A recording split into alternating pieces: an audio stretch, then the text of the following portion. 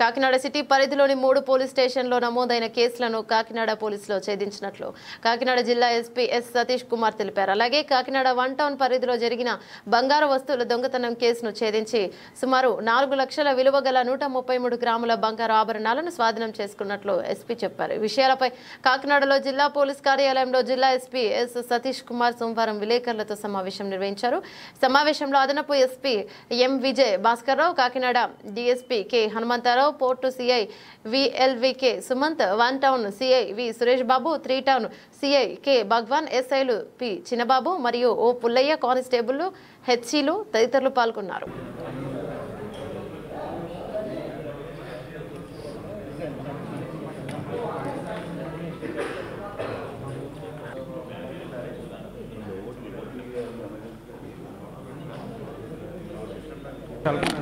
అంటే సింపుల్ 4 లక్షలు సో చాలా ఈజీగా పోతాయి. యాక్చువల్లీ ఇప్పుడు ఏం పెద్ద సీక్రెట్ ఏం లేదు, బ్యాగ్ లాగా పట్టుకునే వస్తారు, తెలిసిపోతాయి వీళ్ళ ద్వారా లోపలికి ఏదో ఉందని చెప్పేసి.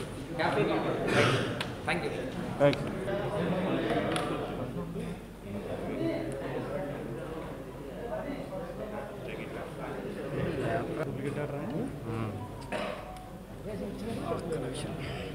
మీ ఫోన్ నెంబర్కి చేస్తారంటే నేను అటెండ్ చేస్తాను, అంతే కదా.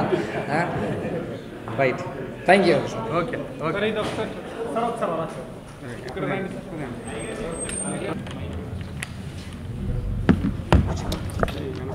ఇన్స్పెక్టర్స్ కూడా వచ్చేయమని చెప్పండి సార్. ఒక ఇద్దరిని కూర్చోమని చెప్పండి సార్. సో ఇది నా తరపు నుంచి. తర్వాత ఇది మెయిన్ ఓకేనా.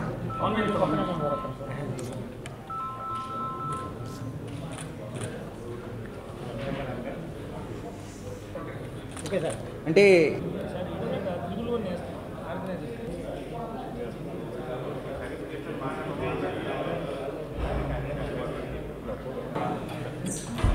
మీ సేవలు ప్రమోషన్లు రాష్ట్రం sir sir sir sir sir sir sir SP sir రండి సార్. Thank you. ఇంకా ఈ కేస్ డీటెయిల్స్, వాళ్ళకి ఏమేమి కేసు ఉన్నాయి, ఎలాగా చేశారు, అన్ని డీటెయిల్స్ కూడా మనం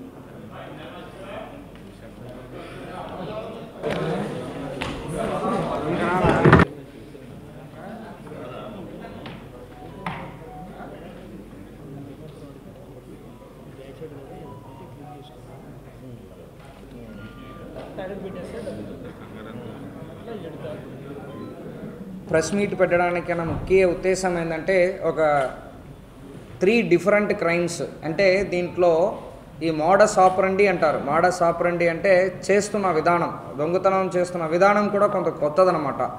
సో దీన్ని మనము మీరందరూ సహాయంతో పాటు పబ్లిక్కి చెప్పామంటే పబ్లిక్ కూడా కొంత అవేర్నెస్ వస్తాయనే ఉద్దేశంతో పాటు ఈ 3 కేసు గురించి మీకు బ్రీఫ్ చేస్తూ మనం రికవరీ చేసినది కూడా మేము ముందుకు పెట్టాము.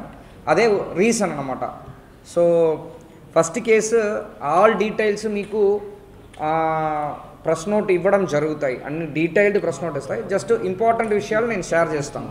ఫస్ట్ ఏంటంటే క్రైమ్ నెంబర్ 195/24 1 టౌన్ పోలీస్ స్టేషన్లో రీసెంట్ టైమ్స్లో బైక్ దొంగ, అంటే నాట్ రీసెంట్ టైమ్స్, ఎప్పటి నుంచో ఉంది, దాన్ని కరెక్ట్ చేయడానికే ప్రయత్నం చేస్తాము. ఈ ఎలక్షన్ టైం కాకుండా రిమైనింగ్ టైం అని కూడా. ఒకటి బైక్ దొంగతనాలు, రెండవది బ్యాగ్ కటింగ్, బ్యాగ్ ఉన్నప్పుడు కట్ చేసుకొని వెళ్ళిపోవడం. అంటే జనరల్లీ ఇది పిక్ పాకెట్స్ జనరల్లీ దీన్ని చేస్తుంటారు. సమ్ టైమ్స్ బ్యాంకుకి వెళ్ళి బయటికి వచ్చినప్పుడు డైవర్షన్, మీకు తెలుసు ఆ పలానా వ్యక్తి.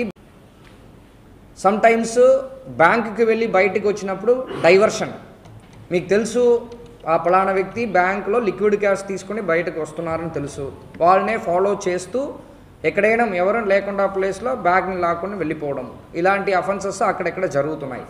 ఇది మనము పూర్తిగా కట్టడి చేయాలంటే పోలీస్ ఒక్కరు మాత్రం కాదు, ఖచ్చితంగా ప్రతి ఒక్క పబ్లిక్లో ఉన్న వాళ్ళు కూడా బాధ్యత అనేది ఉండాలి. సో దానిట్లో ఒక భాగంగా జరిగిన క్రైమ్ ఈ 195/24 క్రైమ్ అనేది. మన government hospital to bus stand మధ్యలో ఒకరు బ్యాగ్ని కట్ చేసుకొని ఎస్కేప్ అయిపోయారు. దాన్ని టోటలీ 133 grams ఆఫ్ గోల్డ్, అంటే దాదాపు మనకి 4 lakhs వర్త్ గోల్డ్. అది మనం వితౌట్ ఎనీ క్లూ, అది కూడా ప్రతి ఒక్క ప్రాపర్టీ అఫెన్స్ కూడా మన సీరియస్గానే తీసుకుంటున్నాము. సమ్ టైమ్స్ అది క్లిక్ అవుతుంది, సమ్ టైమ్స్ అది క్లిక్ అవ్వదు. దాంట్లో ఈ one of the important case. దీంట్లో ఎస్డిపిఓ కాకినాడ, తర్వాత crime inspector Chittibabu and 1 town inspector Suresh Babu అందరూ కూడా సిబ్బందితో పాటు ఈ కేసుని బాగా ఎఫర్ట్స్ పెట్టేసి డిటెక్ట్ చేశారు. కాబట్టి ఇంటాక్ట్ మనకి 133 grams కూడా మనం రికవరీ చేయడం జరిగింది. ఒక కేసు ఇది. రెండవది కేసు ఇది కొంచెం మనకి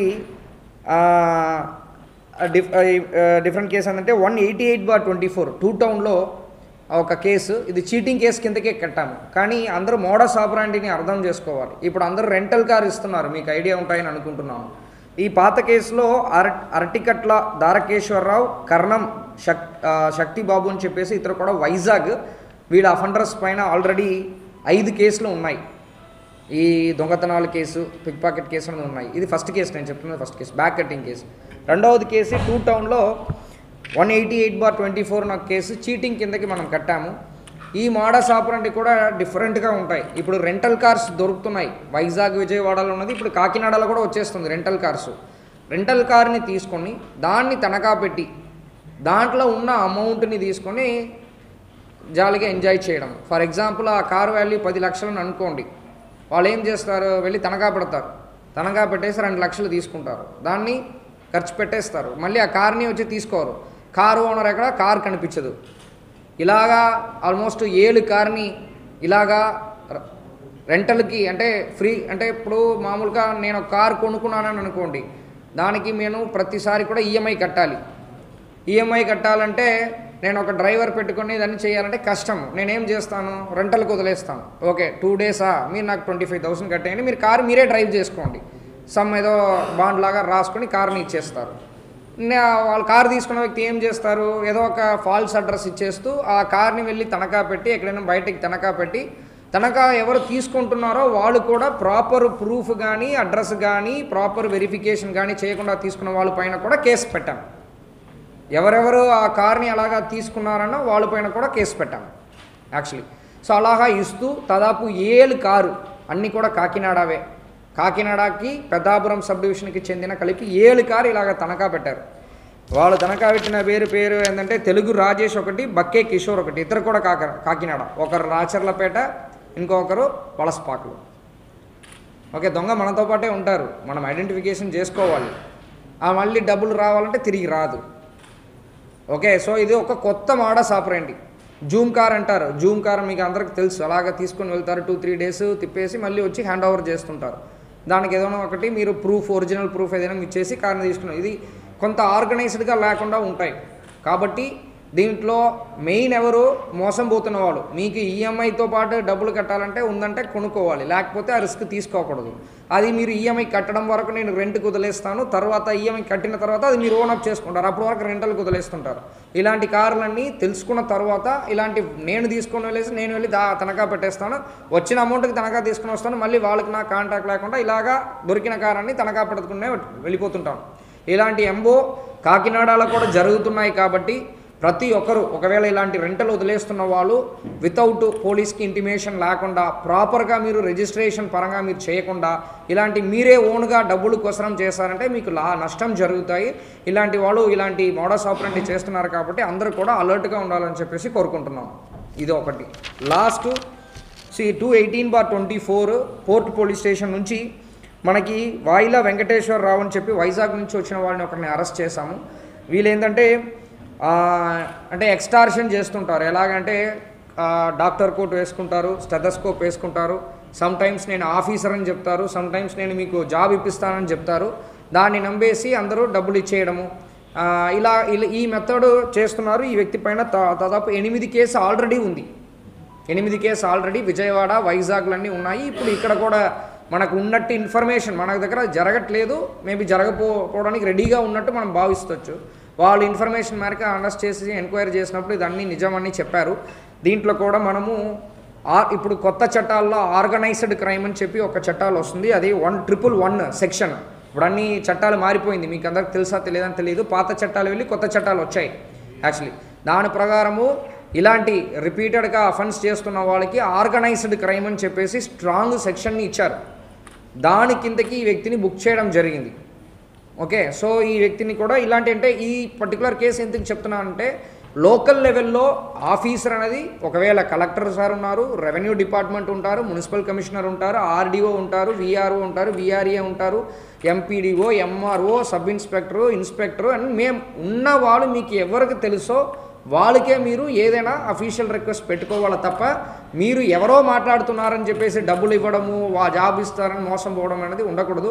ఇలాంటి డాక్టర్ కోర్టు వేసుకొని కూడా అన్ని చోట్ల మోసం చేపిస్తున్నారు. దానికి కూడా మనం మోసం పోతున్నామంటే ఈ 21st సెంచరీలో అది కరెక్ట్ కాదు. మీరు అందరూ కూడా అలర్ట్గా ఉండాలి అని చెప్పేసి ఈ 3 కేసు ఈరోజు మీకు ఒకసారి చెప్తామని చెప్పేసి మీడియా మిత్రుల ద్వారానే ఇది అందరికీ రీచ్ అవుతాయి కాబట్టి మీ అందరికీ ఈ మంచి